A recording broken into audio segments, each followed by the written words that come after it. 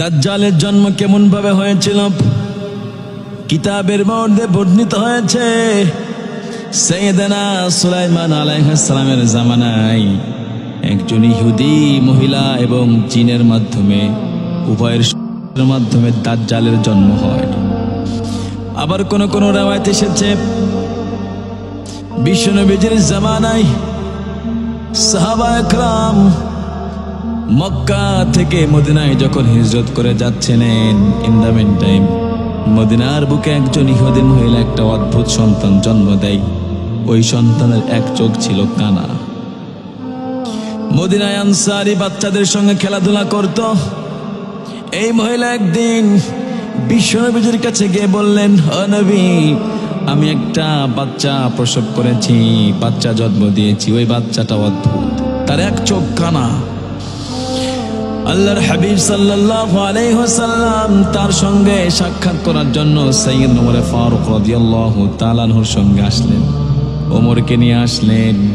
In the mean time ওই বাচ্চাটি খেলাধুলা করছিল। বিশ্বনবী পিছন দিক থেকে তার গায়ে আঘাত করলেন।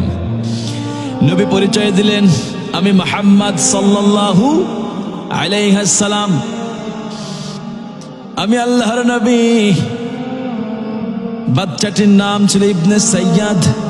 তিনি বললেন, হ্যাঁ আমি আপনাকে বিশ্বাস করি, আপনি আল্লাহর নবী, কিন্তু এটাও কি আপনি বিশ্বাস করেন আমিও আল্লাহর নবী?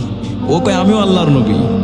বিশ্বনবী উত্তর দিলেন, আমি আল্লাহ এবং আল্লাহর সকল নবীকেই বিশ্বাস করি, কোনো নবীকেই অস্বীকার করি না।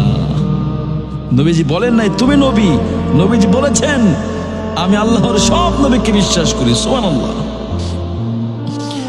এরপরে বিশ্বনবী তাকে প্রশ্ন করলেন, তুমি কি দেখতে পাচ্ছ? তিনি উত্তর দিলেন, আমি দেখতে পাচ্ছি বিশাল বড় সাগর, এই সাগরের উপরে বিশাল এক সিংহাসন, এই সিংহাসনে আমি বসে আছি। নবীজি বললেন, এটা শয়তানের পক্ষ থেকে, এটা শয়তানের পক্ষ থেকে, আল্লাহর পক্ষ থেকে নয়। নবী আমার বললেন, আমি তোমার জন্য একটি সংবাদ এনেছি। এই কথা বলার পরে ইবনে সাইয়াদ বললেন, সংবাদ টংবাদ কি? কিছুই জানি না, কিছুই বুঝি না, এগুলো কিছুই মানি না। আমি দেখি দাব্বাতুল আরদ, এক প্রকার ধোয়া, এগুলো ধোয়া, এগুলো সংবাদ না। এই কথা বলার পর সাইয়েদনা ওমর ফারুক রাদিয়াল্লাহু তাআলা আনহু বললেন, নবী আমার মনে হয় এটাই দাজ্জাল, আপনি যদি অনুমতি দেন তাকে হত্যা করে ফেলবো। নবী বললেন, না, ওরে হত্যা করো না, ও যদি দাজ্জাল হয় তুমি তাকে হত্যা করতে পারবে না, আর যদি দাজ্জাল না হয় তাকে হত্যা করার কোনো দরকার নাই।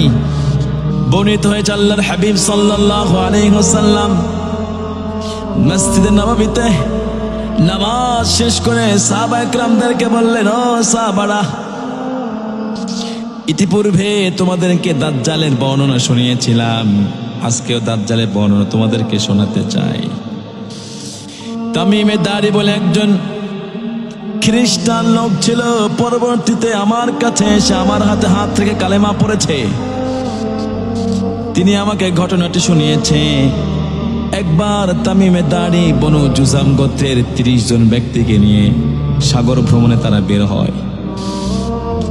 তামিমে দাড়ি বিশ্বনবীকে বলে, না নবী, ভ্রমণ করতে করতে আমরা যখন সাগরের মাঝপথে চলে গেলাম, সাগরের মাঝপথে যাওয়ার পর আমাদের নৌকাটি আর সামনের দিকে যায় না, নৌকাটি ঘোরা শুরু করেছে, ডানেও যায় না বামেও যায় না, সামনের দিকে অগ্রসর হয় না, খালি ঘোরে আর ঘোরে। এইভাবে একদিন নয়, 2 দিন নয়, প্রায় 40 দিন আমরা সাগরের উপরে ঘুরতে থাকলাম।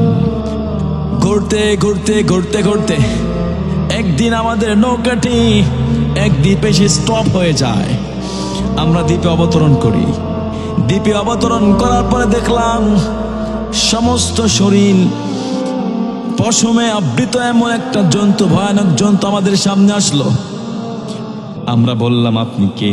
তিনি উত্তর দিলেন, আমি হচ্ছি গোপন সংবাদ সংগ্রহকারী, আপনাদের জন্য এই ঘরের ভিতরে একজন মানুষ অপেক্ষা করছে। যখন শুনতে পেলাম একজন মানুষ, অবাক হয়ে গেলাম, এখানে আবার মানুষ কোথা থেকে আসছে। আমরা গেলাম, যাওয়ার পরে দেখি একজন মানুষ তার মাথাটা হাঁটুর ভিতরে দিয়ে দুই হাত পিছন দিকে নিয়ে বাঁধা। আমরা যাওয়ার সঙ্গে সঙ্গে বললাম, কে তুমি, আমাদের কাছে কি চাও? তিনি বললেন, আমার পরিচয় তোমরা একটু পরে পেয়ে যাবে, তার আগে তোমরা তোমাদের পরিচয় দাও, কোথায় থেকে এসেছো বলো। আমরা বললাম, আরব শহর থেকে এসেছি। তোমরা যেহেতু আরব শহর থেকে এসেছো, আমি যা বলি সেটার উত্তর দাও। বলো, আরব বিশ্বে বাইসাইন খেজুরের একটা বাগান আছে, বাইসাইন খেজুরের বাগানের ধরা বন্ধ হয়ে গিয়েছে নাকি এখনো বাইসাইন খেজুরের গাছে ফল ধরে? বলে, এখনো বাইসাইন খেজুরের বাগানে প্রচুর পরিমাণে ফল, সারা পৃথিবীর মানুষ সেই গাছের ফল খায়। আমরা খেজুর খাই কি খাই না? আমাদের দেশে খেজুর তৈরি হয় না, আরব বিশ্বে খেজুর তৈরি হয়, মদিনায় খেজুর তৈরি হয়, সেখান থেকে আমাদের এখানে আসে। দাজ্জাল সে বলল, অচিরে এমন একটি সময় আসবে যে সময় সেই গাছে ফল থাকবে না, ফল শুকিয়ে যাবে, কোনো ফল ধরবে না। এরপরে বলল, আমাকে বলো, বুহাইরা তুত্তাবারিয়া সাগরের কি খবর, সেখানে কি পানি আছে নাকি? বলে, হ্যাঁ, সেই জায়গায় প্রচুর পরিমাণে পানি আছে। সে বলল, সেই দিন বেশি দূরে নয় যেই দিন বুহাইরা তুত্তাবারিয়ার সাগরের সব পানি শুকিয়ে যাবে। খোঁজ নিয়ে দেখেন, পানি শুকা আরম্ভ করা শুরু করে দিয়েছে, পানি এখন শুকে যাচ্ছে, আগের মতো সেই পানি নাই। এরপরে বলল, জুগার নামক ঝর্ণার খবর দাও, সেই জায়গায় কি এখনো পানি আছে? বলে, হ্যাঁ, সেখানে এখনো প্রচুর পরিমাণে পানি আছে, সেখানকার পানি দিয়ে মানুষ ফসল ফলায়। সে বলল, সেই দিন বেশি দূরে নয়, অচিরেই জুগার নামক ঝর্ণার পানি একেবারে শুকিয়ে শেষ হয়ে যাবে। এরপরে বলল, উম্মি নবীর কি খবর? আরবের লোকের সঙ্গে কি তার যুদ্ধ হয়েছে? আরবের লোক কি তার সঙ্গে যুদ্ধ করেছে? বলে, হ্যাঁ, আরবের লোক তার সঙ্গে যুদ্ধ করেছে। এই যুদ্ধে উম্মি নবী মুহাম্মদ সাল্লাল্লাহু আলাইহি ওয়াসাল্লাম বিজয় লাভ করেছে।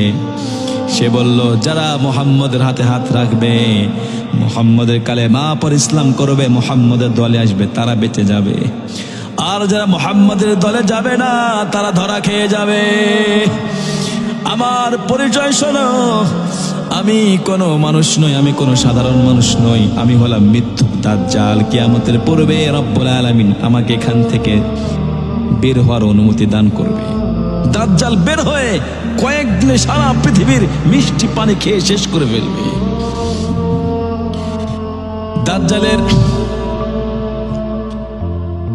দাজ্জালের কাছে অনেকে ঈমান শেষ করে ফেলবে, ঈমান বিক্রি করে ফেলবে।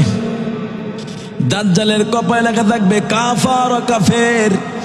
ঈমানদার ব্যক্তিরা দেখেই তাকে চিনতে পারবে, আর যারা বেঈমান ব্যক্তি তারা তাকে চিনতে পারবে না, তার প্রতি ঈমান আনবে। ঈমান আনার পর দাজ্জাল তার নিজের বানানো জান্নাতে দিয়ে দিবে।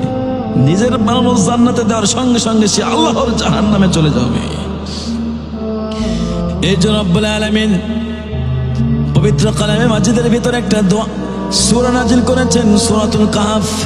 আলহামদুলিল্লাহিল্লাযী আনজালা আলা আবদিহিল কিতাব ওয়া লাম ইয়াজআল লাহু ইওয়াজা। কোন ব্যক্তি যদি প্রত্যেকদিন জুমার দিন সূরাতুল কাহফ তেলাওয়াত করে, রব্বুল আলামিন কিয়ামতের ময়দানে, কিয়ামতের পূর্বে দাজ্জালের ফিতনা থেকে তাকে নাজাত দান করবে। সুবহানাল্লাহ।